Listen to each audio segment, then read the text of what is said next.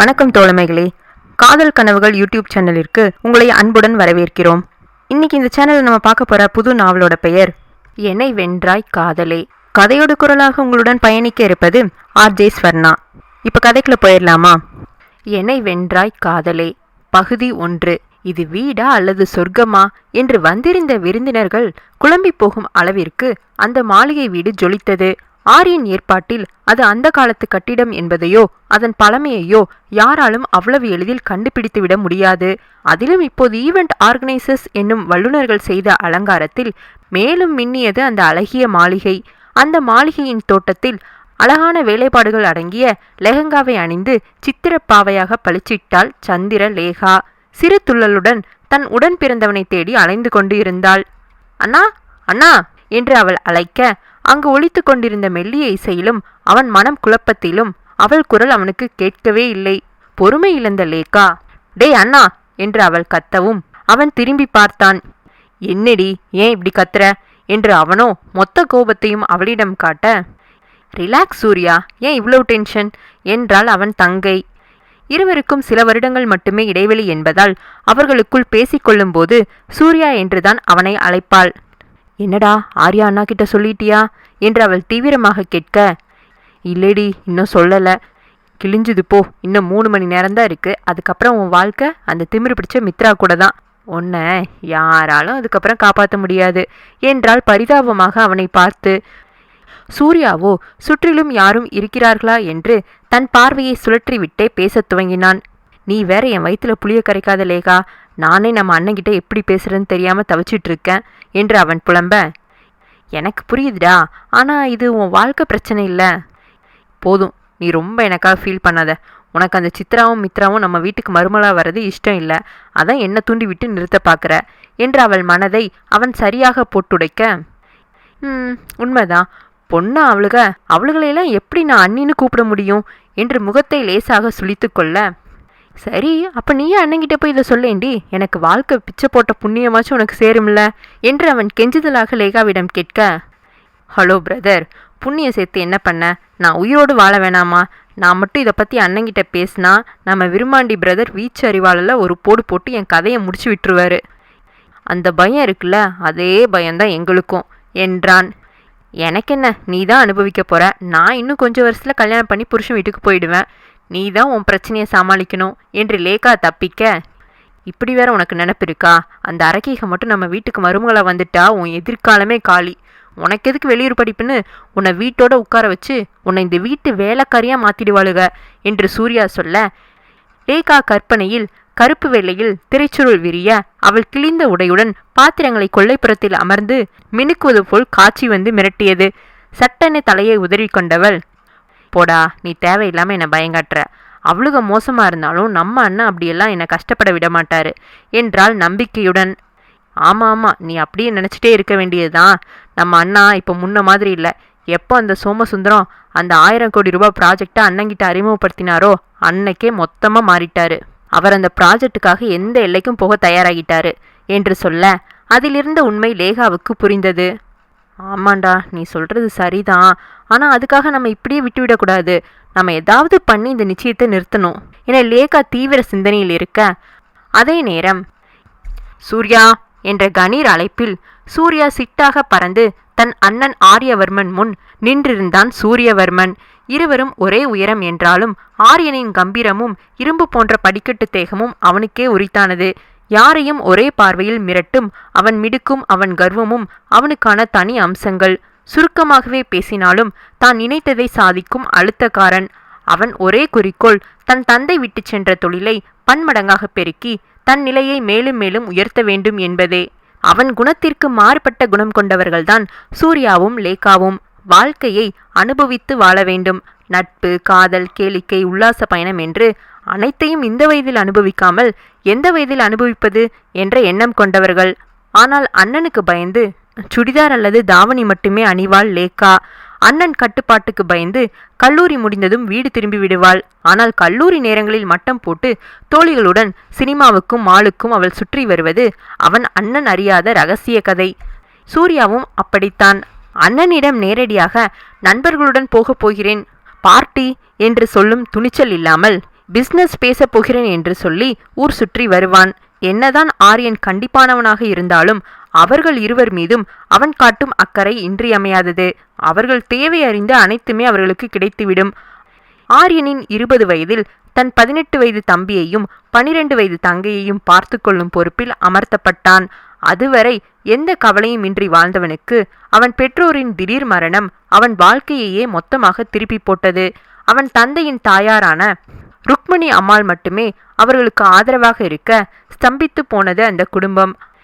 ஆரியன் கடைசி வருட இன்ஜினியரிங் படித்து கொண்டிருந்தான். தன் தந்தையின் தொழிலை காக்க வேண்டிய கட்டாயத்தில் இருந்தவன் தன் படிப்பை ஒதுக்கி வைத்தான். என்னதான் ஜமீன் குடும்பம் என்ற பெயர் இருந்தாலும் தந்தை வாங்கியிருந்த கடன் ஒரு பக்கம், தொழில் பெருக அவன் போட வேண்டிய முதலீடு ஒரு பக்கம் என்று பண நெருக்கடி கழுத்தை நெரித்தது. அவன் தந்தையின் சொந்தம் என்றும் நண்பர்கள் என்றும் நம்பிய யாரும் அவனுக்கு உதவவில்லை. ஏமாற்றம் மட்டுமே மிஞ்சியது. வீடு திரும்பினால் தாய் தந்தையை நினைத்து நினைத்து அழுது தீர்த்தாள் அவன் செல்லத் தங்கை லேகா. அரவணைப்பாக தன் தம்பி தங்கையை தேற்றி தூங்க வைப்பான். இருவருக்கும் அவன்தான் தாயாகி போனான். அதே நேரம் அவன் கண்டிப்பும் குறையாது. தொழிலை காப்பாற்ற அவர்களின் சில சொத்துக்களை விற்றுதான் சமாளித்தான். தாமதமாகவே இன்ஜினியரிங்கை படித்து முடித்தான். அவனின் அந்த கடுமையான நாட்கள் பணத்தின் முக்கியத்துவத்தையும் சமுதாயத்தில் அவனுக்கான அங்கீகாரம் எவ்வளவு முக்கியம் என்பதையும் அவன் மனதில் ஆழமாக பதிய வைத்து இருந்தது. அதன் பிறகு அவனுக்கு பெரிதாக எந்த கேளிக்கையிலும் நாட்டம் இருந்தது இல்லை. பெண்கள் மீதும் பெரிய நாட்டம் இருந்ததில்லை. கடந்த 6 மாதமாக அவனை துரத்தி துரத்தி காதலிப்பதாக சுற்றி சுற்றி வரும் சித்ரா மீது கூட அவனுக்கு எந்தவித உணர்வும் தோன்றியதில்லை. ஆனாலும் அவனை பொறுத்தவரை பணம் பணம் பணம் மட்டுமே வாழ்க்கைக்கு மிக முக்கியமான தேவை. பணம் இருந்தால் காதல் தன்னால் வரப்போகிறது. அப்படியே அந்த கன்றாவி காதல் அவனுக்கு சித்ராவின் மீது வராவிட்டால் கூட வந்த மாதிரி நடித்தால் போகிறது. இதுதான் ஆரியன் காதல் மீது வைத்திருந்த அபிப்பிராயம். அண்ணா, சாப்பாடெல்லாம் பெர்ஃபெக்டா வந்திருக்கு, நான் எல்லாம் சரி பார்த்துட்டேன் என்றான் ஆரியன் முன் வந்து நின்ற அவன் தம்பி சூரியவர்மன். குட் சூர்யா, எல்லாமே ரொம்ப பெர்ஃபெக்டா இருக்கணும், எந்த ஒரு குறையும் இருந்துவிடக்கூடாது. ஞாபகத்தில் இருக்கட்டும், இது வெறும் திருமண நிச்சய விழா கிடையாது. இன்னைக்கு வரப்போற விருந்தினர்களால நமக்கு பல 1000 கோடி பிஸ்னஸ் ப்ராஜெக்ட் கிடைக்க போகுது, ஞாபகம் வச்சுக்கோ என்றான் ஆரியன் உத்தரவாக. ஓகே அண்ணா, ஒரு பிரச்சனையும் வராது, எவ்ரிதிங் வில் பி ஃபைன், ரிலாக்ஸா இருங்க என்றான் சூர்யா. என்று ஒரு பெருமூச்சு எடுத்துக்கொண்டவன், this business project is very important Surya என்றான். எல்லாம் கைகூடி வர வேண்டும் என்ற பதட்டத்தில். எனக்கு புரியுதண்ணா, பட் நான் ஒன்று சொன்னால் நீ கோபப்படக்கூடாது. நீங்கள் கட்டிக்க போகிற சித்ரா என்று ஆரம்பிக்கும் போதே ஆரியன் கண்கள் அவனை பார்த்து முறைக்க, ஐயோ வாயை திறக்க விட மாட்டேங்கிறாரே என்று மனதுக்குள் புலம்பியவன், ஐ எம் சாரி அண்ணா, சித்ரா நீ உங்களுக்கு ஏற்ற பொண்ணு இல்லையோன்னு தோணுது. நம்ம குடும்பம் ரொம்ப ஆர்த்தடாக்ஸ் ஃபேமிலி. நம்ம வீட்டு பெண்கள் தொட தெரிகிற மாதிரி வயிறு தெரிகிற மாதிரி எல்லாம் உடுப்பு போடவே மாட்டாங்க.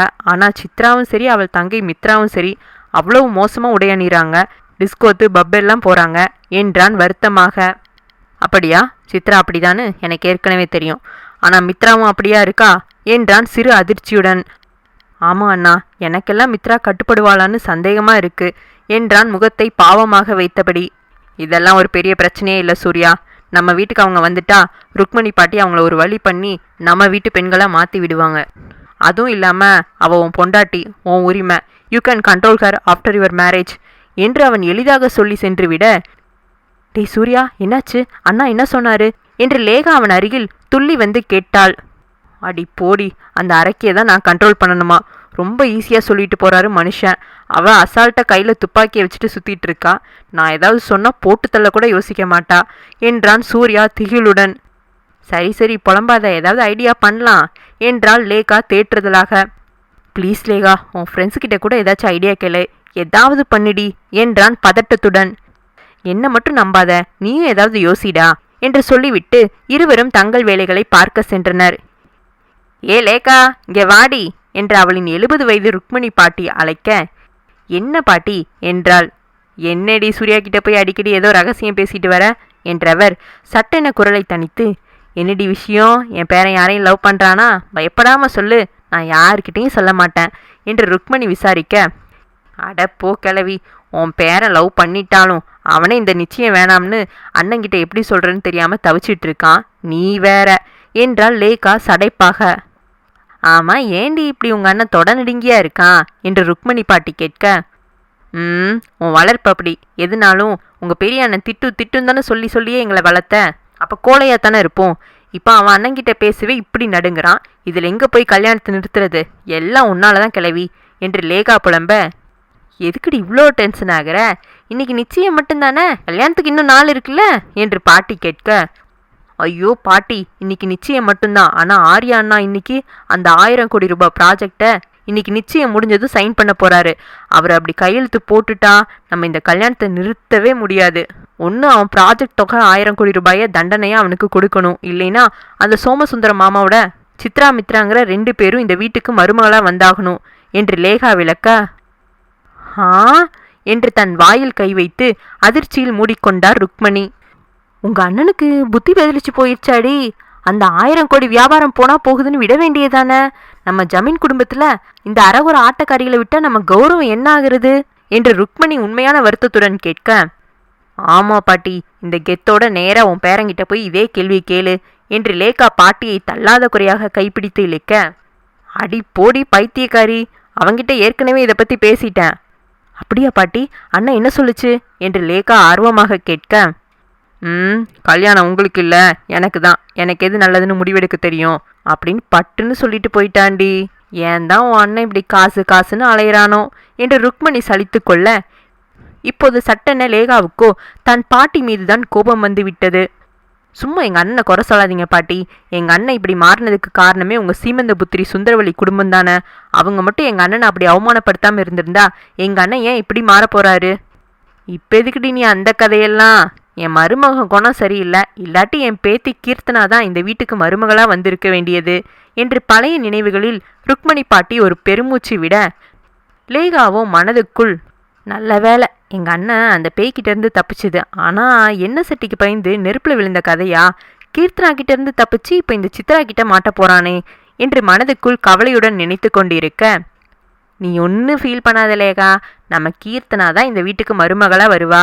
ஏதாவது அதிசயம் நடக்கும் பாரேன் என்று ருக்மணி அவள் மனதுக்குள் மேலும் பீதியை கிளப்ப, ஏய் கிழவி, உன் வாயில் நல்ல வார்த்தையே வராதா? உனக்கு வேணா உன் பேத்தி கீர்த்தனா ஒசத்தியாக இருக்கலாம், ஆனால் பணம் காசு ஸ்டேட்டஸ்னு சுற்றுற அந்த திமிரு பிடிச்சவன் இந்த வீட்டுக்கு வர வேணாம் என்றால் லேகா முடிவாக. உன் அண்ணன் கூட தான் இப்போ பணம்னு அலையிறான், அப்போ அவனை கெட்டவனு சொல்லிடுவியா? பெருசாக என் பேத்தியை பற்றி பேச வந்துட்ட? நீ வேணா பாரு, என் மக சுந்தரவள்ளியோட மக தான் இந்த வீட்டை ஆள பிறந்தவ, அவளைத்தான் என் பேரன் கட்டிக்குவான் என்று ருக்மணி அடித்து பேச, லேகாவுக்கோ கோபம் தலைக்கு ஏறிவிட்டது. ஏ கிழவி, உன்ன மாதிரி ஒரு சுயநலவாதியை நான் பார்த்ததே இல்லை.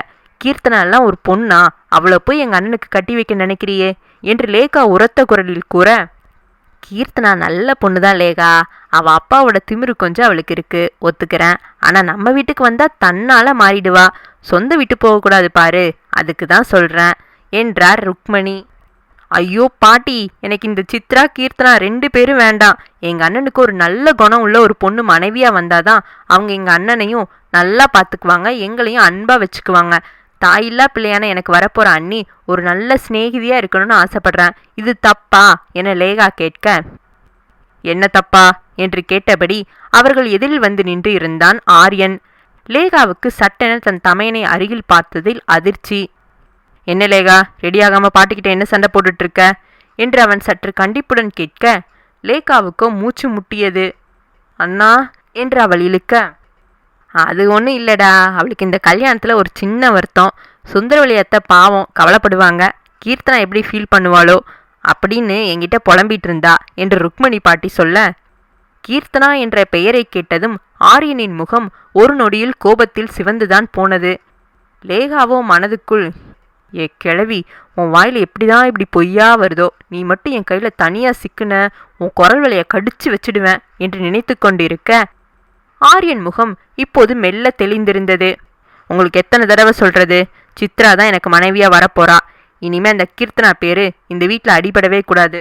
போய் 2 பேரும் ஆகிற வேலையை பாருங்க என்று அவன் சிறு எரிச்சலுடன் சொல்லிவிட்டு செல்ல, அவன் கோபம் ஒரு பக்கம் நிம்மதியை கொடுத்தாலும் மறுபக்கம் அதற்கு காரணமாக இருந்த பாட்டி மீது கோபம் ரெட்டிப்பாகி இருந்தது லேகாவுக்கு. ஆரியன் செல்லும் வரை காத்திருந்த லேகா, ஏ கிழவி, உன் சாவு என் கையில தான், என்னம்மா பொய் அள்ளி விடுற? நீ எல்லாம் ஜமீன் பரவலன்னு வெளியில சொல்லாத, வெக்க கேடு. சரிதான் போடி, உங்க அண்ணன் எப்படி அந்த சித்ராவை கல்யாணம் பண்றான்னு நானும் பார்க்கறேன் என்று ருக்மணி பாட்டியும் சவால் விட்டு சென்றார். ஆரியன் காத்திருந்த அந்த பொன்னான மாலை பொழுதும் மலர்ந்தது. அவன் எதிர்பார்த்தபடி அனைத்தும் நேர்த்தியாக தொடங்கியது. அவன் அழைத்திருந்த முக்கியமான விருந்தாளிகள் வரத் தொடங்கி இருந்தனர். சித்ராவும் மித்ராவும் வைரத்தால் அலங்கரிக்கப்பட்டு பார்ப்பவர்களை அசர வைத்துக் கொண்டிருந்தார்கள். அவர்கள் அணிந்திருந்த நீல கவுனில் கூட வைர கற்கள் பதிக்கப்பட்டு இருந்தன. அங்கு அனைவரும் சந்தோஷ வெள்ளத்தில் மூழ்கியிருக்க 3 ஜீவன்கள் மட்டும் வருந்திக் கொண்டு இருந்தன. சித்ராவும் மித்ராவும் தேவதையாக ஜொலிக்க, ஆர்யாவும் சூர்யாவும் பிராண்டட் கோட்ஷூட் அணிந்து மணப்பெண்களுக்கு இணையாக கம்பீரமாக நின்றிருந்தார்கள். சோமசுந்தரம் ஆரியனை கட்டி அணைத்துக் கொண்டார்.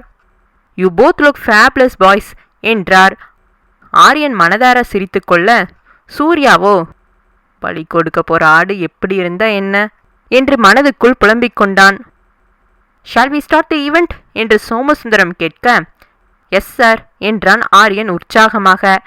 சித்ரா ஆரியனின் கைவளையத்துக்குள் தன் கைகளை விட்டபடி, hey Arya, you are looking so hot என்றால் அவன் காதருகில் கிறக்கமாக. தேங்க்ஸ் பேப் என்று அவன் புன்னகைத்து கொண்டவன் தன் தம்பி சூர்யா தயாராக இருக்கிறானா என்று அவனை பார்த்தான். மித்ரா அவனை கட்டி அணைக்காத குறையாக நெருங்கி நிற்க அவன் தப்பிக்க வழி தேடுவது அவன் முகத்தில் அப்பட்டமாக தெரிந்தது. ஹே சூர்யா என்று அவன் முடிப்பதற்கு முன், ஹாய் சூர்யா என்று அவள் முடிப்பதற்கு முன், சொல்லுங்கண்ணா என்று மித்ராவை உதறிவிட்டு ஆரியன் முன் வந்து நின்று இருந்தான் சூர்யா. அங்கேயே நிற்க வேண்டியதானே என்று சிறு கண்டிப்புடன் தொடங்கிய ஆர்யா, மோதிரடப்பா உங்ககிட்ட தானே இருக்கு என்று கேட்டான். ஆமா அண்ணா என்று தன் கோட் பாக்கெட்டில் கை வைத்து பார்த்துவிட்டு அவன் சொன்னான். சரி, மித்ரா கிட்ட கொஞ்சம் சிரிச்ச முகத்துடன் இல்லை, எல்லோரும் நம்மளை தான் பார்க்குறாங்க என்று அவன் மட்டும் கேட்கும் குரலில் சொன்னான் ஆர்யா. அப்போது கூட்டத்தில் ஏதோ சலசலப்பு ஏற்பட 2 புதிய பெண்கள் விழா கூடத்திலிருந்து முன்னகர்ந்து அவர்கள் முன் வந்து நின்றிருந்தனர். அனைவரும் அவர்களை சற்று விசித்திரமாக பார்த்தனர். மில்லியனர்களும் கோடீஸ்வரர்களுமாக வைரமும் பிளாட்டினமாக ஜொலித்த கூட்டத்தின் முன் சாதாரண காட்டன் புடவை அணிந்து கழுத்தில் சின்ன செயின் மட்டுமே அணிந்து வந்த அந்த பெண்கள் விசித்திரமாகத்தானே தெரிவார்கள். ஆரியன் புரியாமல் அவர்களை பார்க்க, இந்த நிச்சயத்தை நிறுத்துங்க. என் தங்கச்சி ஜனனியும் சூர்யாவும் 6 மாசமா லவ் பண்றாங்க. இவ இப்போ 2 மாசம் கர்ப்பமா இருக்கா. உங்க தம்பி தான் இதுக்கு காரணம் என்று அந்த பெண் சொல்ல, மொத்த சபையும் அந்த பெண்களையே அதிர்ச்சியுடன் பார்த்து நிற்க, ஆரியனோ எரிமலையாய் மாறியபடி அந்த பெண்களை வெறித்து கொண்டு நின்றான். பகுதி 2.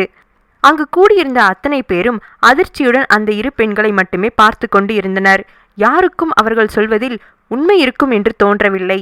அப்போது அவர்கள் அருகில் வந்து நின்ற ஆரியன் கண்கள் கோபத்தில் நெருப்பை போல் ஜொலிக்க, ஏய் பொம்பளைங்கன்னு பார்க்குறேன், இல்லைனா உங்கள் கழுத்தை பிடிச்சி வெளியே தள்ளியிருப்பேன். யார் மேலே வந்து பழிய போடுறீங்க? செக்யூரிட்டி என்று அவன் கத்த 2 சீருடை அணிந்த காவலாளிகள் அவன் முன் பயத்துடன் ஓடி வந்து நிற்க, உங்கள் வேலையை சரியாக பார்க்க மாட்டீங்களா? முதல்ல இந்த குப்பைகளை இங்கிருந்து அப்புறப்படுத்துங்க என்று அவன் அந்த பெண்களை முகச்சுளிப்புடன் பார்த்து சொல்ல, மிஸ்டர் மைண்ட் யுவர் வேர்ட்ஸ், நான் யார் மேலேயும் அனாவசியமாக பழி போடலை, உண்மையைத்தான் சொல்கிறேன். ஜனனியும் உங்கள் தம்பியும் லவ் பண்ணுறாங்க. என்னால் இப்போவே நிரூபிக்க முடியும், என்கிட்ட எல்லா ஆதாரமும் இருக்குது என்று அந்த பெண் அடித்து பேச மொத்த கூட்டமும் ஒரு நிமிடம் அதிர்ந்துதான் போனது. இப்போது அத்தனை கண்களும் சூர்யாவை துளைத்து எடுக்க அவனோ போராடி தன் தயக்கத்தையும் நடுக்கத்தையும் கட்டுப்படுத்தி கொண்டு இருந்தான். இங்கே பாருங்க, சூர்யாவும் ஜனனியும் எவ்வளோ நெருக்கமாக ஃபோட்டோ எடுத்திருக்காங்க என்று கத்தையான புகைப்படங்களை கூட்டத்தில் அவள் பரப்பிவிட்டாள். இப்படி ஒரு திருப்பத்தை சற்றும் எதிர்பார்க்காத லேகாவுக்கோ ஆனந்த அதிர்ச்சி. ஒரு ஃபோட்டோ அவள் கையிலும் வந்து இருக்க அதை பார்த்தவள் அதிர்ந்து வாயில் கை வைத்து கொண்டாள். அடப்பாவி, இந்த மித்ரா வேண்டவே வேண்டான்னு சொன்னியே, இப்படி ஒரு பொண்ணை லவ் பண்ணுறன்னு சொன்னியா? மறைச்சிட்டியே என்று லேகா மனதுக்குள் பொறுமிக் கொண்டு இருந்தாள். எப்படியோ அந்த மித்ரா ஒளிஞ்சா, ஆனால் அந்த சித்ரா கிட்டிருந்து எப்படி தப்பிக்கிறது என்று அவள் மனம் சிந்தனையில் இறங்கியது. அதே நேரம் சபையினர் இடையே சலசலப்பு. நெருப்பில்லாமல் போகையுமா? ஆமாம் ஆமாம், ஆரம்பத்திலேருந்தே சூர்யா முகத்தில் சந்தோஷம் இல்லை, நானும் கவனித்தேன். பாவம் அந்த பொண்ணு, காதல் ஆசை காட்டி வயிற்றுல பிள்ளைய கொடுத்து ஏமாத்திட்டான் போல. இருக்கும், அதான் எல்லா ஃபோட்டோவையும் அவ்வளோ நெருக்கமாக நிற்கிறாங்களே என்று விருந்தினர்கள் பேசிக்கொள்ள, ஆரியனுக்கோ அவர்கள் பேச பேச அந்த பெண்களை வெட்டி வீழ்த்த மாட்டோமோ என்றுதான் தோன்றியது. சூறாவளியாக உள்ளே நுழைந்து என்னவெல்லாம் செய்து கொண்டிருக்கிறார்கள். ஆனால் அவன் கோபம் அங்கு வந்து இருக்கும் அவன் எதிர்கால பிசினஸ் பார்ட்னர்கள் முன் வெளிப்பட்டால் அவனை தவறாக எண்ணக்கூடும். அது அவன் கனவுகளையே மொத்தமாக அழித்துவிடும் என்ற ஒரே காரணத்திற்காக பொறுமையை இழுத்து பிடித்து கொண்டு இருந்தான். அதே நேரம் சித்ராவும் மித்ராவும் சிறு எரிச்சலுடன், வாட் இஸ் திஸ் சூர்யா, உங்க ரசனை என்ன இவ்வளோ கேவலமாவா இருக்கும், நாங்க இதை உங்கள்கிட்ட எதிர்பார்க்கவே இல்லை என்றார்கள். சோமசுந்தரமும் ஆரியன் அருகில் வந்தவர், this is total disappointment Aryan என்ற அதிருப்தியுடன் சொல்ல, ஆரியன் மனதிலோ எரிகின்ற தீயில் எண்ணெய் ஊற்றியது போல் அந்த பெண்கள் மீதே இரட்டிப்பாக கோபம் எகிரியது. சார் ரிலாக்ஸ், என் தம்பி நிச்சயம் தப்பு பண்ணியிருக்க மாட்டான், இந்த படம்லாம் நிச்சயம் ஃபேக் தான் என்று உறுதியாக சொன்னவன் அந்த பெண்கள் அருகில் சென்றான். இந்த மாதிரி கிராஃபிக்ஸ் பண்ண ஃபோட்டோவை என்னால் 1000 கூட காட்ட முடியும், இதெல்லாம் ஒரு ஆதாரமா என்று அவன் அந்த பெண்களிடம் கேட்க, அந்த பெண் ஜனனியோ கண்ணீர் நிறைந்த விழிகளுடன் சூர்யாவை பார்த்தாள். பின் என்ன நினைத்தாளோ, வைஷு வேண்டாம் வைஷு, நம்ம இங்கேருந்து போயிடலாம், அவராவது சந்தோஷமா வாழட்டும் என்றாள் ஜனனி சிறு விம்மலுடன். நீ சும்மா இரு ஜனனி என்று தன் தங்கையை அதட்டிய வைஷ்ணவி, நீங்கள் இந்த ஃபோட்டோலாம் நம்ப வேண்டாம் மிஸ்டர் ஆரியன், உங்கள் தம்பி சூர்யா கிட்ட கேளுங்க, அவர் மட்டும் எங்களை யாருன்னு தெரியாதுன்னு சொல்லட்டும், நானும் என் தங்கச்சியும் இந்த நிமிஷமே இப்படியே திரும்பி போயிடுறோம் என்று அவள் சவால் விட்டாள். ஓகே டீல், என் தம்பியை பற்றி எனக்கு தெரியும். சூர்யா இங்கே வா என்று ஆரியன் அழைத்தான். சூர்யாவோ தன் தயக்கத்தை ஒதுக்கி வைத்து தன் அண்ணன் அருகில் சென்றான். வடிவேல் சொல்வது போல, பில்டிங் ஸ்ட்ராங்கு பேஸ்மெண்ட் வீக்கு தான் என்பது போல உள்ளுக்குள் உதறல் எடுத்தாலும் வெளியில் விரைப்பாக காட்டிக்கொண்டான். சூர்யா, ஃபங்க்ஷனுக்கு லேட் ஆகுது, நான் அக்ரிமெண்ட் வேற சைன் பண்ணணும், நீ வேகமாக இவங்களை தெரியலன்னு சொல்லி வெளியே அனுப்பு என்று ஆரியன் சூர்யாவிடம் அவசரப்படுத்தினான். மொத்த சபையும் இப்போது சூர்யா என்ன சொல்லப் போகிறான் என்று ஆவலுடன் காத்து கொண்டு இருந்தது. ஆரியன் மட்டுமல்ல, லேகாவும் அவன் என்னதான் சொல்லப் போகிறான் என்றுதான் திகிலுடன் காத்திருந்தாள். Don't waste everyone's time Surya, throw this ladies out என்று அவசரப்படுத்தினான் ஆரியன். சூர்யாவுக்கோ நான் உலர்ந்து போனது, என்ன சொல்வது என்று தெரியாமல் குழம்பி போனான். அவன் கண்கள் ஜனனி மீது படிந்து மீண்டது. அவள் கண்ணீர் துளிகள் அவன் தயக்கத்தை உடைத்தெறிந்தது. ஒரு பெரிய மூச்சை எடுத்துக்கொண்டவன், ஐ எம் சாரி அண்ணா, இவங்க சொல்றது எல்லாம் உண்மைதான், இந்த ஃபோட்டோ எல்லாம் பொய் கிடையாது என்று அவன் முடிக்கவில்லை. ஆரியன் சூர்யாவின் கன்னத்தில் அரைந்திருந்தான். அத்தனை பேருக்கும் அதிர்ச்சி. அங்கிருந்த பெரியவர்கள்தான் ஆரியனை சூர்யாவிடமிருந்து பிரித்து இழுத்து வந்தார்கள். தம்பி கொஞ்சம் பொறுமையா இருங்க என்று அவர்கள் அவனை சமாதானப்படுத்த முயற்சிக்க, மேடையிலிருந்த மித்ராவோ கோபத்தில் என்ன செய்யலாம் என்று தவித்தவள், நிச்சயத்திற்கு பிறகு அவர்கள் வெட்ட காத்திருந்த கேக்கை கீழே தள்ளிவிட்டு உள்ளே சென்று விட்டாள். சோமசுந்தரம் ஆரியன் அருகில் வந்திருந்தார். ஐ எம் சாரி ஆர்யா, உங்கள் வீட்டில் நிறைய குழப்பம் இருக்கும் போல, நீங்கள் எல்லா பிரச்சனையும் முதல்ல தீர்த்து முடிங்க, அதுக்கப்புறமா நாம் என்ன பண்ணலான்னு நிதானமாக யோசிக்கலாம் என்று சோமசுந்தரம் ஆரியன் தலையில் இடியை இறக்கியிருந்தார். சித்ராவோ, நோ டேட், சூர்யா பண்ண தப்புக்கு எதுக்கு என்கேஜ்மெண்ட்டை நிறுத்துறீங்க, please dad, I love Arya என்று சித்ரா கெஞ்ச, சாரி சித்ரா, எனக்கு கொஞ்சம் யோசிக்கணும், எனக்கு இப்போ மனம் ஆர்யாவையும் சந்தேகப்பட சொல்லுது, கொஞ்ச நாள் போகட்டும், அப்புறமா நம்ம இதை பற்றி பேசலாம் என்றவர் தன் மகள்களை அழைத்து கொண்டு அங்கிருந்து சென்றிருந்தார். அதேபோல் வந்திருந்த அத்தனை பேரும் அரை மணி நேரத்தில் அங்கிருந்து சென்று இருக்க அந்த வீடே மயான அமைதி கொண்டது. ஆரியனும் அங்கிருக்க மனம் இல்லாமல் அலுவலகத்துக்கு சென்றிருந்தான். பணியாட்கள் மூலம் வைஷ்ணவிக்கும் ஜனனிக்கும் அவர்கள் வீட்டில் ஒரு அறை ஒதுக்கப்பட்டது. லேகாவும் ருக்மணி பாட்டியும் ஒரு இயந்திரம் போல இயங்கிக் கொண்டிருந்தார்கள். 6 மாசம் லவ் பண்ணியிருக்கான், ஆனால் இந்த சூர்யா என்கிட்ட இத்தனை நாளில் அந்த ஜனனி பற்றி ஒரு வார்த்தை கூட சொன்னதில்லை, இவெல்லாம் ஒரு அண்ணா என்று கோபம் அவளுக்கு. அதே நேரம் சூர்யா சோர்ந்த முகத்துடன் லேகா அருகில் வந்து அமர்ந்து கொண்டான். லேகா, அண்ணா என்னை மன்னிப்பாரா லேகா, நான் அவர் மனசை ரொம்ப உடைச்சிட்டனோ என்று கவலையுடன் சொல்ல, லேகா மனம் அவனுக்காக தவிக்கத்தான் செய்தது. விடு, இப்போ என்ன செய்ய முடியும், கொஞ்ச நாளுக்கு அப்புறமா நிச்சயம் உன்னை புரிஞ்சுக்குவான். சரி சூர்யா, அந்த பொண்ணுங்களுக்கு பசிக்க போகுது, நீயே போய் 2 பேருக்கு ஏதாவது சாப்பாடு கொடுத்துட்டு வா. ஆனால் சும்மா சொல்லக்கூடாது லேகா, 2 பேருமே செம பர்ஃபார்மன்ஸு, அதுலேயும் அந்த பொண்ணு ஜனனி லவ்வோடையும் கண்ணில் கண்ணீரோடையும் என்னை பார்த்து ஒரு லுக்கு விட்டாளே, அப்பா நான் அப்படியே ஃப்ளாட் ஆகிட்டேன், உன் ஃப்ரெண்ட்ஸ் மிரட்டிட்டாளுக லேகா என்றான் அவன் அசால்ட்டாக. என்ன, ஏன் ஃப்ரெண்டா? டே சூர்யா, என்னடா சொல்கிற என்று லேகா சிறு அதிர்ச்சியுடன் கேட்க, ஆமாம் அவளுக்கு உன் ஃப்ரெண்ட்ஸ் தானே, நீ நிச்சயத்தை நிறுத்துறதுக்காக தானே அவளை கூட்டிகிட்டு வந்த. ஐயோ சூர்யா, அவளுகளை நான் பார்த்தது கூட கிடையாது, அவளுக்கு யாருன்னு எனக்கு தெரியாது. அதிர்ந்து விழித்தான் சூர்யா. நான் நிஜமாவே எனக்கு தெரியாமல் நீ 6 மாசமாக அந்த பொண்ணை லவ் பண்ணியோன்னு யோசிச்சுட்டு இருந்தேன், உனக்கு அவ்வளோ தைரியம் கிடையாது, எப்படிடான்னு வேற டவுட்டு கூட வந்துச்சு என்றாள் குழப்பத்துடன் லேகா. பகுதி 3. ஏய் சூர்யா, உனக்கு கொஞ்சமாவது அறிவு இருக்கா? இப்படியா முன்ன பின்ன தெரியாத 2 பொண்ணுங்க உன் மேலே பழிய போட்டதும் ஆமான்னு ஒத்துக்குவ என்று லேகா கலக்கத்துடன் கேட்க, போடி லூசு, நான் அவளுக்கு அவ்வளோ உறுதியாக பேசி என் ஃபோட்டோ எல்லாம் காமிச்சதும் இது உன் ஏற்பாடுன்னு நினச்சேன். அது மட்டும் இல்லை, அண்ணன் வேற அவளுகளை வெளியே அனுப்பிட்டு வேகமாவான்னு நிச்சயத்துக்கு நேரமாச்சுன்னு கூப்பிட்டுச்சா, மனசு தடுமாறிடுச்சு. அந்த மித்ரா கிட்டேருந்து தப்பிச்சா போதுன்னு அந்த நிமிஷம் தோணுச்சு என்றான் சூர்யா பதட்டமாக. அடப்பாவி, அதுக்காக இப்படி அவன் தலையில் நீயே மண்ணை போட்டுக்குவ?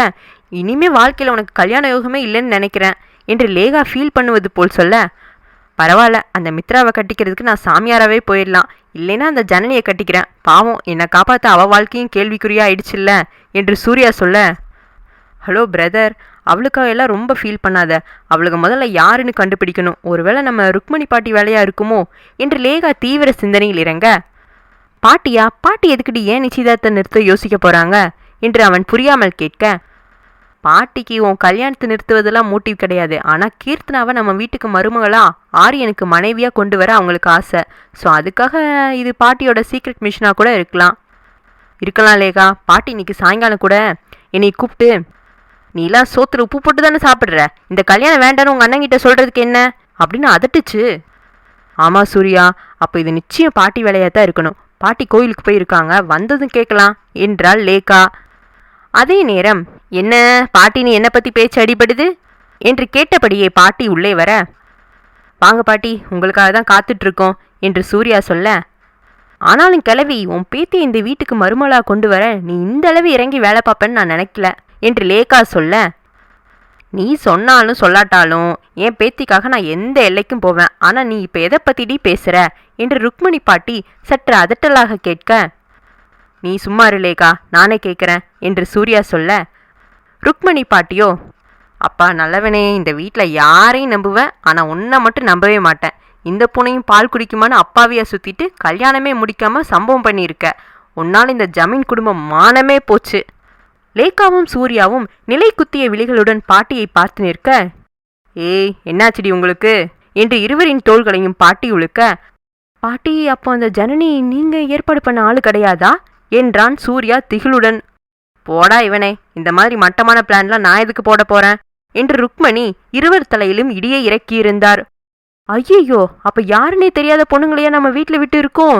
என்னோட ஐபேடு, ஏர்பாட்ஸ், மேக் புக் எல்லாம் மாடியில் என் பக்கத்து ரூம்ல இருக்கே என்று லேகா புலம்ப, ஏ லூசு, இங்க ஒருத்த வாழ்க்கையே போச்சுன்னு கவலைப்பட்டுட்டு இருக்க, உனக்கு உன் கேஜெட்ஸ் தான் முக்கியமா தெரியுதா என்றான் கடுப்பாக. அட அவளை விடுடா, அப்போ அந்த புள்ள ஜனனி யாருன்னு கூட தெரியாம தான் அவ பிள்ளைக்கு அப்பான்னு ஒத்துக்கிட்டியா? எப்படிடா இப்படி இருக்க? பெரிய தியாகச்சுடர்னு உனக்கு மனசுல நினைப்பா என்று ருக்மணி பாட்டி அதட்ட, அப்படியெல்லாம் ஒன்றும் இல்லை பாட்டி, நான் இந்த லேக்கா தான் ஃப்ரெண்ட்ஸ் அனுப்பி ட்ராமா போடுறான்னு நினச்சேன் என்று சொல்ல, அதே நேரம் அந்த பெண்கள் இருவரும் மாடியிலிருந்து கீழே இறங்கி வந்திருந்தார்கள். அதுவரை நிதானமாக இருந்த சூர்யாவுக்கு இப்போது கோபம் பொங்க, ஏய் நீங்க யாரு? எதுக்காக எங்க வீட்டுக்குள்ள வந்து இப்படி நாடகம் ஆடினீங்க? ஒழுங்கா இப்போ உண்மையை சொல்றீங்களா இல்லை போலீஸை கூப்பிட்டுமா என்று சூர்யா அதட்ட, மாமா அதுக்குள்ளே என்ன நீங்க மறந்துட்டீங்க? நேற்று நீங்க என் கன்னத்துல கொடுத்துட்டு போன முத்தத்தோட ஈரம் கூட இன்னும் காயல, அதுக்குள்ளே என்ன யாருன்னு கேட்டுட்டீங்களே. உங்க சிங்கக்குட்டி என் வயிற்றுல வளர்ந்துட்டு இருக்காமாமா, என்னை கைவிட்டுறாதீங்க என்று அந்த பெண் ஜனனி சூர்யாவை நெருங்கி வந்து நிற்க, இப்போது பாட்டிக்கும் லேகாவுக்கும் மனதில் ஒரே சந்தேகம். இந்த சூர்யா பையன்தான் டபுள் கேம் ஆடுறானோ, இந்த பொண்ணு இப்படி அடிச்சு பேசுதே என்று இருவரும் தடுமாறி நிற்க, ஏங்க உங்க பேர் என்ன? ஆமா ஜனனி தானே, பாருங்க உங்க பேரே எனக்கு கொஞ்ச நேரம் முன்னாடி தான் தெரியும், என் மேல இப்படி அநியாயமா பழி சொல்றீங்களே, இது கொஞ்சமாவது நியாயமா என்று சூர்யா மென்மையாக கேட்க, என்ன சூர்யா இப்படி சொல்லிட்ட? நீ எத்தனை தடவை எங்க வீட்டுக்கு வந்து, வைஷு நீங்க தான் என்னையும் ஜனனியும் சேர்த்து வைக்கணும் அப்படின்னு என் கையை பிடிச்சி கெஞ்சி இருப்பேன். அது மட்டுமா, ஜனனியை கூட்டிட்டு எத்தனை ஊர் சுத்தி இருப்ப, எத்தனை போட்டோ எடுத்துக்கிட்ட, இப்ப வந்து ஒண்ணுமே நடக்காத மாதிரி பேசுறியே, ஒரு பொண்ணோட வாழ்க்கை உனக்கு அவ்வளவு கிள்ளுக்கிறியா போச்சா என்று வைஷ்ணவி மிரட்ட, அதிர்ந்துதான் போனான் சூர்யா. ஏய் நிறுத்துங்கடி, எங்க அண்ணன் கொஞ்சம் அப்பாவி, அதுக்காக வாய்க்கு வந்ததெல்லாம் பேசுவீங்களா? இருங்க எங்க பெரிய அண்ணன் வரட்டும், அவருக்கு மட்டும் இந்த உண்மை தெரிஞ்சது உங்களை இந்த நிமிஷமே சாகடிச்சிடுவாரு என்று லேகா இந்த முறை பதிலுக்கு அவர்களை மிரட்டியிருந்தாள்.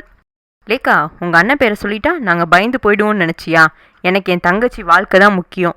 சூர்யாவுக்கும் ஜனனிக்கும் கல்யாணத்தை முடிக்காம இங்கிருந்து யாராலும் எங்களை அசைக்க முடியாது என்று வைஷ்ணவி அடித்து கூறிவிட்டு இருவரும் மேலே சென்று விட்டார்கள்.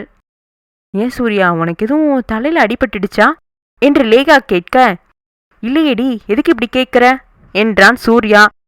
இல்லடா, ஒருவேளை நடுவில் கொஞ்சம் பக்கத்தை காணும் படம் போல உனக்கு தலையில் அடிபட்டு அவங்க சம்மந்தமான நினைவுகள் மட்டும் மறந்துடுச்சோ ஏன்னா அந்த பொண்ணு அவ்வளோ உறுதியாக பேசுகிறத கேட்குறப்போ எனக்கே உன் மேலே சில சந்தேகம் வந்துடுதுடா என்றாள். பொடி லூசு, நான் நல்லா தான் இருக்கேன், அவளுக்கு நிச்சயம் பொய் தான் சொல்கிறாளுக. அப்புறம் ஏன்டா அந்த திருட்டு கழுதைகளை இன்னும் வீட்டில் உட்கார வச்சிட்டு இருக்க? கழுத்தை பிடிச்சி வெளியே தள்ள வேண்டியதானே என்று ருக்மணி பாட்டி கேட்க, பாட்டி நான் கோவமாக ஒரு காட்டினா அவளுக்கு இந்நேரம் தெரிச்சு ஓடி விடுவாளுக. ஆனால் நமக்கு அவளுக்கு யார் அவளுகளை அனுப்பி வச்சாங்கிற உண்மையெல்லாம் கண்டிப்பாக தெரியணும். அவளுக்கு இங்கேருந்து போயிட்டா யார் இப்படி கிரிமினல் வேலை பார்க்குறங்கிற உண்மை நம்மளுக்கு தெரியாமலேயே போயிடும். நீ சொல்கிறதும் சரிதான் சூர்யா, ஆனால் உன் மேலே விழுந்த கரை போகாதே, எல்லோரும் உன்னை தப்பாக தானே பேசுவாங்க என்றாள் லேகா சிறு வருத்தத்துடன். சற்று குரலை தனித்த ருக்மணி, ஏண்டா சூர்யா, இந்த பொம்பளை பிள்ளைகளுக்கெல்லாம் சோதிச்சு பார்க்க ஏதோ வெர்ஜின் டெஸ்ட்னு சொல்லுவாங்களே, அந்த மாதிரி இந்த ஆம்பளை பசங்களுக்கும் கற்பு நிரூபிக்க சோதனை எதுவும் இருக்கா என்று கேட்க, ஐயே இந்த கிழவி இந்த வயசுல பேசுற பேச்சப்பாரு என்று மனதுக்குள் கருவி கொண்டவள், ஏ கிழவி எப்படிதான் இப்படியெல்லாம் யோசிக்கிறியோ என்றாள் லேகா ஒரு மாதிரி குரலில். சங்கோஜத்தில் தன் குரலை செருமிக் கொண்ட சூர்யா, அப்படியெல்லாம் எதுவும் இல்லை பாட்டி, நாம இந்த ஜனனி வைஷ்ணவி வாயால மட்டும்தான் உண்மையை வரவழைக்க முடியும். எனக்கெனவோ இந்த 2 பேரும் அவ்வளோ ஈஸியா உண்மையை ஒத்துக்க மாட்டாளுன்னு தான் தோணுது. அவளுக்கு இங்க எதுக்காக வந்திருக்காளுக்கு, அவளுக்கு திட்டம் என்னன்னு கண்டுபிடிக்கணும் என்றான் சூர்யா. ஒருவேளை திருட்டு கும்பலா இருக்குமோ? நாம ராத்திரி தூங்கின பிறகு மொத்த ஜமீன் சொத்தையும் லவட்டிட்டு போயிடுவாளுகளோ? என்னடா பண்றது என்று பாட்டி கேட்க, அண்ணா கரெக்டண்ணா, பாட்டி இப்போதான் சரியா பேசியிருக்கு. இவளுகளை நம்ம வீட்டுக்குள்ள வச்சிருக்கிறது நம்ம உயிருக்கே ஆபத்து என்று லேகா திகிலுடன் சொல்ல, பேசாம ஆரியன் கிட்ட எல்லா உண்மையும் சொல்லிடுவோமா என்று சூர்யா கேட்க, முழு பூசணிக்காய் இன்னும் எத்தனை நாட்கள் மறைச்சு வைக்க போறீங்க என்ற குரல் அந்த வீடே அதிரும்படி கேட்க, அங்கு நின்றது என்னவோ கனல் வீசும் கண்களுடன் முறைத்தபடி நின்றிருந்த ஆரியன்தான். பகுதி 4. ருத்ரமூர்த்தியாக உள்ளே நுழைந்திருந்தான் ஆரியன். ஐயோ, இவன் எப்ப வந்தான்னு தெரியலையே என்று மூவரும் அதிர்ந்து நின்றார்கள். ஏற்கனவே கொலைவெறியில் இருந்தவனுக்கு சூர்யா சொன்னது மட்டும் பொய் என்று தெரிந்தால் என்ன நடக்குமோ என்ற பதட்டத்துடன் மூவரும் ஒருவரை ஒருவர் பார்த்து கொண்டு நின்றனர். பாட்டி, இவன் என் தம்பிங்கிற ஒரே காரணத்துக்காக தான் இன்னும் உயிரோடு இருக்கான். எனக்கு இப்படி துரோகம் பண்ணவன இந்த ஜென்மத்தில் நான் மன்னிக்க போறதும் இல்லை, அவன் கூட பேச போறதும் இல்லை என்ற அந்த அறையே அதிரும் குரலில் அவன் கர்ஜிக்க, மேலே சென்று கொண்டிருந்த அந்த பெண்கள் கூட கீழே வந்து விட்டார்கள். தன் அண்ணனின் கோபம் சூர்யாவை பெரிதாக தாக்க, அண்ணா ப்ளீஸ் என்னை மன்னிச்சிடுங்க அண்ணா என்று சூர்யா கெஞ்சினான். அம்மா அப்பா இல்லாம நான் வளர்த்த பையன் கல்யாணத்துக்கு முன்னாடி ஒரு பொண்ணை தாயாக்குற நிலைக்கு போயிருக்கான். சீச்சி, நினைக்கவே அருவருப்பா இருக்கு என்று ஆரியன் சொல்ல, மூவர் மனமும் நல்ல வேளை அவனுக்கு உண்மை தெரியவில்லை என்று ஒரு நொடி நிம்மதி கொண்டன. நான் என்ன அவ்வளோ பெரிய கொடுமைக்காரனா, என்கிட்ட வந்து இந்த மாதிரி ஒரு பொண்ணை லவ் பண்றேன் அப்படின்னு முதல்லே சொல்லியிருந்தா பாட்டேன் நான் சொல்லியிருக்க போறேன். இந்த மாதிரி ஊரை கூட்டி இவ்வளவு அசிங்கப்பட தேவையில்லையே என்றான் ஆரியன் வேதனையுடன். அண்ணா, நான் எத்தனையோ தடவை உங்ககிட்ட சொல்ல வந்தேன், ஆனால் நீ பிஸ்னஸ் கான்ட்ராக்ட் தான் முக்கியம்னு திரும்ப திரும்ப சொல்லவும் என்னால் அந்த நேரத்தில் அதை எடுத்துட்டு வர முடியல, சாரிண்ணா என்று சூர்யா சமாளிக்க முயன்றான். சூர்யா சொன்னதை அசால்ட்டாக ஒதுக்கிய ஆரியன், பாட்டி அவன் என்னதான் என்னை மதிக்காம இருந்தாலும் என் தம்பியா பிறந்துட்டான். அவன் ஆசைக்கு என்னைக்கும் நான் குறுக்க நிற்க மாட்டேன். அடுத்த முகூர்த்தத்தில் அந்த பொண்ணுக்கும் அவனுக்கும் கல்யாணம். நாளை காலையில் ஜோஷியரை வர சொல்லுங்க என்று ஆரியன் சொல்ல மூவருக்கும் அதிர்ச்சி. சூர்யா உனக்கு சங்குதான் என்று மைண்ட் வாய்ஸில் லேகா சொல்ல, டே ஆர்யா அவசரப்படாத, அந்த பொண்ணு யார் என்னன்னு தெரியாம எப்படி இந்த வீட்டு மருமகளா ஏத்துக்க முடியும் என்று ருக்மணி பாட்டி நிறுத்தினார். அத்தனை பேர் முன்னாடி உங்க பேரன் அவன் கர்ப்பத்துக்கு தான் காரணம்னு சொல்லிட்டான், இதுக்கு மேல என்ன விசாரிக்க போறீங்க என்ற ஆரியன் குரலில் அத்தனை ஏமாற்றம். சூர்யா மனமோ தன் அண்ணன் படும் வேதனையை பார்த்து தவித்துதான் போனது. பேசாமல் அண்ணனிடம் உண்மையை சொல்லிவிடலாமா என்றுதான் யோசித்தான். ஆர்யா, நீ கல்யாணம் பண்ணாம சின்னவனுக்கு பண்றது முறை கிடையாதே என்றார் ருக்மணி. ஆமா, பெரிய முறை. நான் இவ்வளவு நேரமா சோமசுந்தர சார்கிட்ட பேசிட்டு தான் வரேன். சித்ரா என்னத்தான் கல்யாணம் பண்ணணும்னு உறுதியா இருக்காளாம், ஆனா சார் கொஞ்சம் யோசிக்கிறாரு. அதனால முதல்ல இவனுக்கு கல்யாணம் பண்ணா நம்ம மேல விழுந்திருக்கிற அவச்சொல் மறையும், அதுக்கப்புறம் என் கல்யாணம் பத்தி யோசிக்கலாம் என்றான் அவன். தூக்கி வாரி போட்டது இவர்கள் மூவருக்கும். அதே நேரம் அந்த பெண் ஜனனியோ, மாமா ரொம்ப நன்றி மாமா என்று ஆரியன் காலில் ஓடி வந்து விழுந்திருந்தாள். ஐயோ என்னம்மா நடிக்கிறா என்று லேகாவும் சூர்யாவும் அதிர்ந்து வாயை பிளந்து அவளை பார்த்து கொண்டிருந்தனர். சூர்யா மனமோ, ஐயையோ அங்க சுத்தி இங்க சுத்தி கடைசியில நம்ம வாழ்க்கை இந்த ஃப்ராடு கூட தான் போலையே என்று மனதுக்குள் புலம்பிக் கொண்டுதான் இருந்தது. எந்திரிமா என்று ஆரியன் சொல்ல அந்த பெண்ணும் எழுந்து சற்று தள்ளி நின்று கொண்டாள். ஆர்யா, எதையும் யோசிச்சு நிதானமா செய்யணும். கல்யாணத்துக்கு முன்னாடி இந்த பொண்ணுங்க இப்ப இந்த வீட்டுல தங்குறதே முறை கிடையாது. அவங்கள இப்ப இங்கிருந்து வெளியே அனுப்பி விடலாம் என்றார் ருக்மணி. ஆரியன் யோசித்தபடி நிற்க, அந்த பெண் வைஷ்ணவியோ, ஆஹா, அது எப்படி முடியும்? எங்களை வெளியே அனுப்பிச்சிட்டு சூர்யாவுக்கு காதும் காதும் வச்ச மாதிரி அந்த பொண்ணு மித்ரா கூட கல்யாணம் பண்ணி கொடுக்க போறீங்களா? அதெல்லாம் முடியாது. ஜனனி காலத்துல உங்க தம்பி தாலி கட்டாம நாங்க இங்கிருந்து அசைய மாட்டோம் என்றாள் அவள். தன் வீட்டில் வந்து உட்கார்ந்து கொண்டு ஒரு பெண் தனக்கே ஆணையிடுவதா என்று ஆரியனுக்கோ மனம் உலைக்களமாகத்தான் மாறிக்கொண்டிருந்தது. சாதாரண பருத்தி புடவைதான் அணிந்திருந்தாள் அந்த பெண். ஆனால் பார்ப்பதற்கு லட்சணமாக அழகாகத்தான் இருந்தாள். ஆனால் யாரையும் அவர்கள் அணிந்திருக்கும் உடையை கொண்டு கணிப்பவனுக்கு தன் தகுதிக்கும் அந்தஸ்துக்கும் இப்படி ஒரு பெண் கூட பேச வேண்டுமா என்றுதான் தோன்றியது. அவள் கண்களில் இருந்த திமிரும் அலட்சிய போக்கும் இதுவரை எந்த பெண்ணிடமும் அவன் கண்டது இல்லை. என்ன மிஸ்டர் ஆரியன், என் தங்கச்சிக்கு சம்மதம் சொல்ற மாதிரி நடிச்சு எங்களை வெளியேற்ற திட்டம் போட்டிருக்கீங்களோ என்று அவள் சற்றும் அசராமல் பேச, இந்த முறை ஆரியன் தன் நிதானத்தை தொலைத்திருந்தான். ஏய், என்ன பேச்சு பேசுற? உன்ன மாதிரி ஒரு லோக்கல் கூட எல்லாம் பேசுறதே எனக்கு அசிங்கம். நீ என்ன பார்த்து கேள்வி கேட்குறியா? தொலைச்சிடுவேன் என்று அவன் விரல் நீட்டி எச்சரிக்க, அவ்வளோ கௌரவம் பார்க்குற நீங்க உங்க தம்பிய ஒழுக்கமா வளர்த்துருக்கணும். என் தங்கச்சி இந்த வீட்டுக்கு மருமகளா வந்த பிறகு எனக்கும் இந்த வீட்டில் உரிமை இருக்கு. நீங்க என்னை சகிச்சுட்டு தான் போகணும், மறந்துடாதீங்க. நீ வாடி, நம்ம ரூமுக்கு போகலாம் என்று அவள் ஜனனியை கையை பிடித்து உரிமையுடன் அழைத்து மேலே சென்றாள். வைஷ்ணவி பேசிய பேச்சில் அத்தனை பேரும் வாயடைத்துதான் நின்றார்கள். ஒரு பெண்ணுக்கு இத்தனை நெஞ்செழுத்தமா என்று எண்ணிய ஆரியன் கண்கள் அவளை சுட்டெரித்தன. அந்த பெண் இப்படியெல்லாம் பேசுவாள் என்று சற்றும் எதிர்பார்க்காத லேகாவுக்கும் சூர்யாவுக்கும் வயிற்றில் புளியை கரைத்தது. ஆர்யா, இவர்களை பார்த்தாலே பயமா இருக்கு. கல்யாணம்லாம் வேண்டாம் ஆர்யா என்றார் ருக்மணி. நான் எவ்வளவு நல்ல பெண்ணா பார்த்திருந்தேன். இவன் தான் என் மூஞ்சில கரிய புசி அந்த களிசடையை இழுத்துட்டு வந்திருக்கான். இதுல நான் என்ன முடிவு பண்ண முடியும்? அவனை அந்த ஜன்னி பொண்ணுகிட்ட பேசி வெளியே அனுப்ப சொல்லுங்க. மித்ரா இவனை ஏத்துக்கு இப்பவும் தயாரா இருக்கா என்றான். சூர்யாவுக்கோ எங்காவது முட்டிக்கொள்ள வேண்டும் போல்தான் இருந்தது. எனக்கு கல்யாணமே வேண்டாம் என்று கத்த வேண்டும் போல்தான் இருந்தது. இந்த ஜனனி ஃப்ராடு என்று தெரிந்தால் அடுத்த நிமிடமே அவன் மித்ரா கழுத்தில் தாலி கட்டியாக வேண்டும். இதிலிருந்து தப்ப வழியே இல்லையா என்று மனதுக்குள் நொந்து கொண்டான். ருக்மணி பாட்டியோ, பேசாம உண்மையை சொல்லிவிடுடா என்று ஆரியன் அறியாமல் சூர்யா காதில் கிசுகிசுத்தார். சும்மா இருங்க பாட்டி, நாம வேற ஏதாவது ஐடியா பண்ணலாம் என்றான் சூர்யா. நீ என்ன இங்க வேடிக்கை பார்த்துட்டு நிக்கிற? உனக்கு பரிச்சை வருதுல, படிக்க போ என்றான் லேகாவிடம். இதோ போக போறான்னா என்று போகப் போவது போல் அவள் பாவலா செய்ய, ஆரியனோ சிறு வெறுப்புடன் சூர்யாவை பார்த்துவிட்டு அவன் அறைக்கு சென்று விட்டான். அப்பா, என்ன பேச்சு பேசுது அந்த பொண்ணு! சூர்யா, வேணாம்டா, இப்படி ஒரு குடும்பம் இந்த வீட்டுக்குள்ள வந்து விடக்கூடாது. நீ முதல்ல ஆரியங்கிட்ட உண்மையை சொல்றதா நல்லதுன்னு எனக்கு தோணுது. அண்ணா, பாட்டி சொல்றது சரிதான். நம்ம இதுக்கு மேல அண்ணா கிட்ட எதையும் மறைக்கிறது தப்புன்னு தான் எனக்கும் தோணுது என்றாள் லேகா. எனக்கும் புரியுது லேகா, ஆனா அந்த மித்ராவுக்கு ஒரு எண்டு கார்டு மட்டும் போட்டுட்டா துணிஞ்ச அடுத்த நிமிஷம் உண்மையை சொல்லிடுவேன் என்றான் சூர்யா. அவளுக்கு நீ எண்டு கார்டு போடுறதுக்குன்ன உன் அண்ணன் அந்த ஜனனி கூட உனக்கு வெட்டிங் கார்டு அடிக்க தொடங்கிடுவான். நாளைக்கு காலையில ஜோசியர் வந்தா என்ன செய்யறது என்று ருக்மணி கேட்டார். ஜோசியர் தானே, அவரை நம்ம முதல்ல தனியா கவனிச்சிடலாம். கட்டம் சரியில்லை, நேரம் சரியில்லைன்னு ஏதாவது சாக்கு போக்கு சொல்லி கல்யாண நாளை தள்ளி வச்சிருவோம். அதுக்குள்ள இந்த மித்ராவையும் ஜனனியும் தெரிச்சு ஓட ஒரு பக்கா பிளான் போடுவோம் என்றான் சூர்யா. ஏதாவது செய்யடா, இவளுகளை பார்த்தாலே பயமா இருக்கு என்றாள் லேகா. ஜோஷியரு எனக்கு தெரிஞ்சவர் தான், அவர்கிட்ட நானே பக்குவமா பேசிடுறேன் என்றார் ருக்மணி. சூப்பர் பாட்டி, நீங்க டைம் மட்டும் வாங்குங்க, மற்றதெல்லாம் நான் பார்த்துக்கிறேன் என்றான் சூர்யா. அன்றைய இரவு அனைவருக்கும் தூங்கா இரவாகத்தான் மாறிப்போனது. ஆரியன் அவன் அறையின் பால்கனியில் நின்றபடி சிவந்த விழிகளுடன் நிலவை வெறித்து கொண்டு இருந்தான்.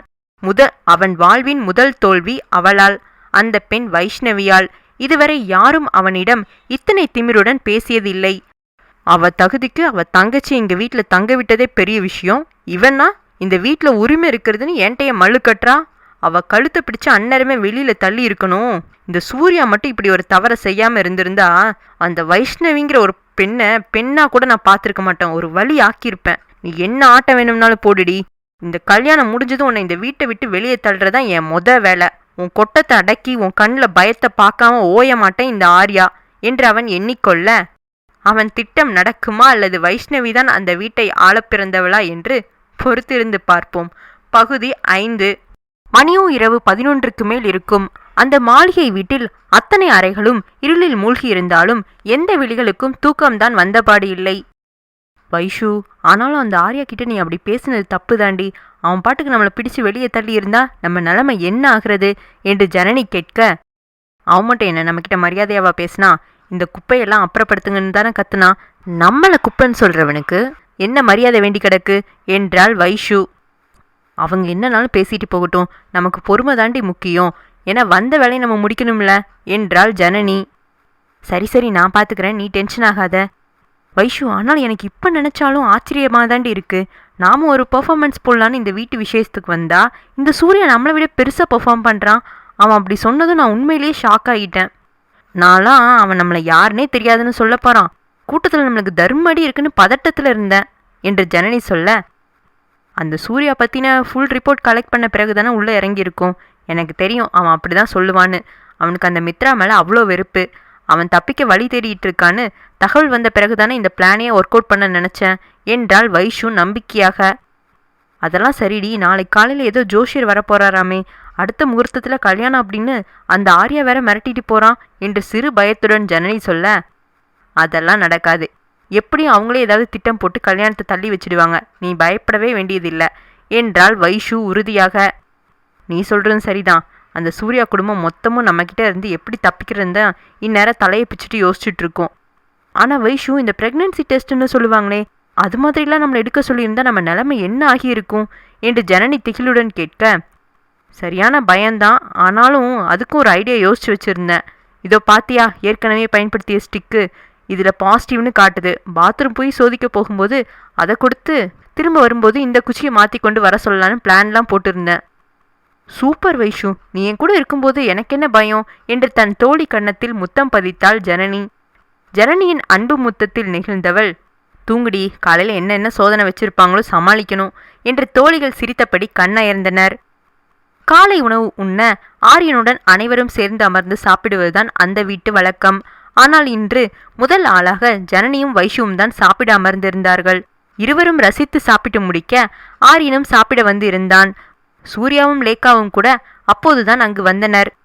கை கழுவ போக போன வைஷு ஆரியனை பார்த்ததும் மனம் மாறியவள், அக்கா, எனக்கு ஒரு முட்டை தோசை என்று அந்த சமையல் பெண்ணிடம் ஆர்டர் கொடுக்க, அந்த யுவதியோ தயக்கத்துடன் தன் முதலாளியை பார்த்தாள். கேட்கிறாங்கள, குடு, நாங்கள் அப்புறமா சாப்பிட்றோம் என்றவன் அவன் அலுவல் அறைக்குள் தன் சினத்தை அடக்கியபடி புகுந்து கொண்டான். ச்சே, இந்த பெண்ணு ஏன் தான் இப்படி இருக்காளோ என்று அவளை பார்க்கும் நேரமெல்லாம் அவனுக்கு பற்றி கொண்டுதான் வந்தது. நல்ல வேளை சூர்யா இந்த திமிர் பிடிச்சவளை லவ் பண்ணாமல் இருந்தான், அது ஒன்றுதான் ஆறுதலான விஷயம் என்று மனதுக்குள் புகைந்து கொண்டிருக்க அறைக்கதவு தட்டப்பட்டது. அண்ணா, வாங்கண்ணா, சாப்பிடலாம் என்று லேக்கா அழைக்க வந்திருந்தாள். டேபிள் எடுத்து வைக்க சொல்லு, இதை வந்துடுறேன் என்றான். அங்கு ஏற்கனவே பாட்டியும் சூர்யாவும் அவனுக்காக வந்து காத்திருந்தனர். ஆரியன் அங்கு வர அந்த மங்கைகள் இருவரும் உயரமாக சோஃபாவில் அமர்ந்து டிவி பார்த்து கொண்டிருந்தார்கள். அவன் பார்வை அவர்களின் மீது ஒரு கணம் படிந்து மீண்டது. வேக நடையுடன் சாப்பிட அமர்ந்தான். அனைவரும் உண்ணத் தொடங்கிய நேரம், ஆர்யா, இப்பந்தான் போய் ஜோசியரை பார்த்துட்டு வந்தேன் என்றார் ருக்மணி. ஏன் பாட்டி, நம்ம கார் அனுப்பி அவரே இங்கே வர வச்சிருக்கலாமே. இல்லடா, அவருக்கு அடுத்து ஏதோ வெளியூர் போகிற வேலை இருக்கிறதா சொன்னார். அதான் நானே போய் சூர்யா ஜாதகத்தை காட்டி கேட்டுட்டு வந்துட்டேன் என்றார் பிசிறு தட்டாமல். பா, என்னமா பாட்டிக்கு போய் ஃப்ளோவா வருது பாரு என்று மனதுக்குள் மெச்சிக்கொண்டாள் லேக்கா. மாப்பிள்ளை ஜாதகத்தை மட்டும் வச்சு பார்த்துட்டாரா, பொண்ணு ஜாதகம் கேட்கலையா என்று ஆரியன் கேட்க, அவன் கேள்வியில் ருக்மணி பாட்டிக்கு உள்ளுக்குள் உதறினாலும், இல்லப்பா, அவசரத்தில் அந்த பொண்ணுக்கிட்ட விசாரிக்காம போயிட்டேன் என்று சமாளிக்க, சரி சொல்லுங்க, ஜோஷியர் என்ன சொன்னார் என்று அவன் அதிகாரமாக கேட்க, சூர்யா ஜாதகப்படி அவனுக்கு இப்போ கட்டம் சரியில்லையா, அதனால இன்னும் 1 மாதம் கழிச்சு தான் கல்யாண பேச்சையே தொடங்கணுமா என்று பாட்டி கோர்வையாக சொல்லி முடிக்க, புல்ஷிட், அதுவரை இந்த கொடுமையெல்லாம் சகிக்க முடியாது. சோமசுந்தர அங்கிள் அதுக்குள்ளே நிச்சயம் அந்த கான்ட்ராக்டை வேற யார்கிட்டையாவது கொடுத்துடுவாரு. இந்த கல்யாணம் இப்பவே நடந்தாகணும் என்று அவன் கோபத்தின் உச்சியில் கத்த அனைவரும் அதிர்ந்து விழித்தார்கள். ஆர்யா, நல்ல காரியம் பண்ணும்போது ஜாதகத்தை மீறியெல்லாம் அப்படி அவசரப்படக்கூடாது. அது அவங்களுக்கு வேற எதுவும் ஆபத்தாயிடக்கூடாது பாரேன் என்று ருக்மணி சொல்ல, அது எப்படி முடியும்? கட்டம் சரியில்லைன்னு எங்களை ஏமாத்திட்டு சூர்யாவுக்கு நீங்கள் அதுக்குள்ளே வேற பொண்ணோட கல்யாணம் பண்ணிட்டீங்கன்னா உங்களை எப்படி நம்புறது என்றாள் வைஷு குறுக்கிட்டு.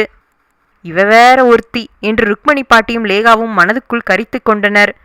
ஜனனியோ, ஏ லூசு, ஓவராக்ட் பண்ணி எதுவும் சொதப்பிராம என்று அவள் மட்டும் கேட்கும் குரலில் கிசுகிசுத்தாள். நான் பார்த்துக்கிறேன் என்பது போல் ஜனனியின் கரத்தை லேசாக அழுத்தி விடுவித்தவள், 1 மாசம்லாம் காத்திருக்க முடியாது, எவ்வளோ வேகமா முடியுமோ அவ்வளோ வேகமா திருமணம் நடக்கணும் என்றாள் அவள் அதிகாரமாக. ஆரியன் கண்களில் அத்தனை கோபம். இந்த பெண் யார் அவனுக்கு உத்தரவிட என்று அப்படி ஒரு கோபம் அவன் விழிகளில் ஜொலித்தது. இவள் கட்டளையிட்டு அவன் கேட்பதா என்ற எண்ணமே அவளுக்கு எதிராக சிந்திக்க தூண்டியது நம் நாயகனை.